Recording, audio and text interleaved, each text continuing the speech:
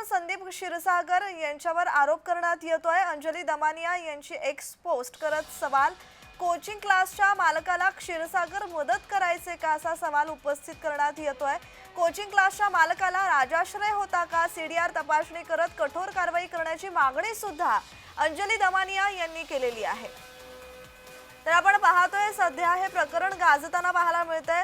बीडमध्ये गुंडगिरी सुरूच आहे, गुन्हेगारी सुरूच आहे आणि त्याचबरोबर हाच बीड जिल्हा संतोष देशमुख हत्या प्रकरणानंतर जास्तच गाजलेला पाहायला मिळाला होता। आता बीड अत्याचार प्रकरणावरून संदीप क्षीरसागर यांच्यावर आरोप केले जात आहेत। अंजली दमानिया यांची एक्स पोस्ट आता व्हायरल झालेली आहे, समोर आलेली आहे आणि एक्स पोस्ट करत त्यांनी सवाल विचारलाय, कोचिंग क्लासच्या मालकाला क्षीरसागर मदत करायचे का, कोचिंग क्लासच्या मालकाला राजाश्रय होता का असा सवाल त्यांनी उपस्थित केलाय। सीडीआर तपासणी करत कठोर कारवाई करण्याची मागणी सुद्धा अंजली दमानिया यांनी केलेली आहे। त्याचबरोबर आता आपल्यासोबत स्वतः अंजली दमानिया या जोडल्या गेलेल्या आहेत। दमानिया जी, माझा आवाज तुमच्यापर्यंत पोहोचतोय?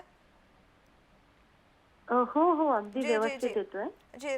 पाहायला गेलं तर बीड जिल्ह्यामध्ये गुन्हेगारी थांबायचं नाव घेत नाहीये।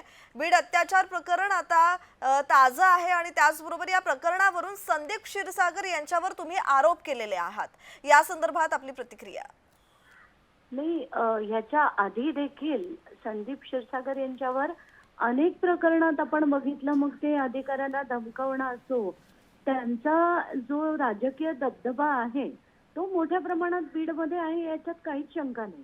आता या प्रकरणात सुद्धा असं म्हटलं जातंय की त्या क्लासेसची जी दादागिरी चालली होती, म्हणजे इतर अनेक छोटे मोठे क्लासेस त्यांनी बंद करायला भाग पाडले आणि बीडमध्ये केवळ एकच क्लासेस चालणार अशी काही दादागिरी केली असंही ऐकण्यात येतंय। आताच्या घटनेला मला असं वाटतं की या सगळ्या गोष्टींची चौकशी झाली पाहिजे।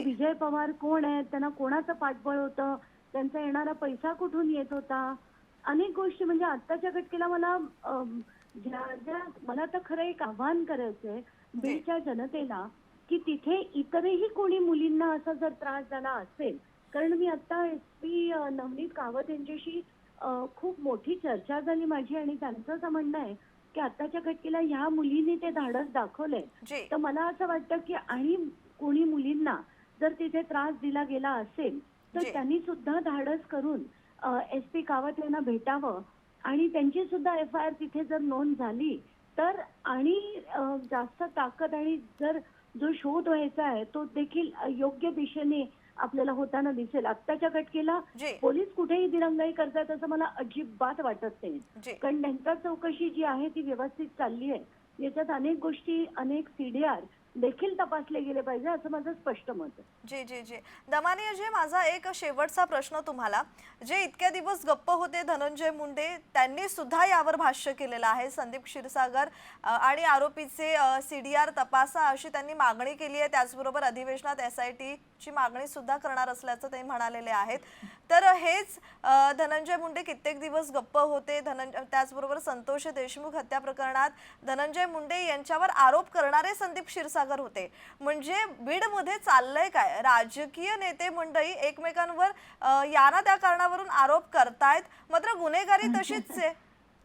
अगदी म्हणूनच तर मी म्हटलं की 28 डिसेंबरला जेव्हा मी पहिल्यांदा बीडमध्ये गेले होते तेव्हापासून मी म्हणते की हे सगळे एका माळेचे मणी। मग त्यात जितके राजकारणी बीडचे आहेत ते सगळेचे सगळे तसेच आहेत। प्रत्येक जण आपापल्या मार्गाने दबाव क्रिएट करण्याचा प्रयत्न करतो।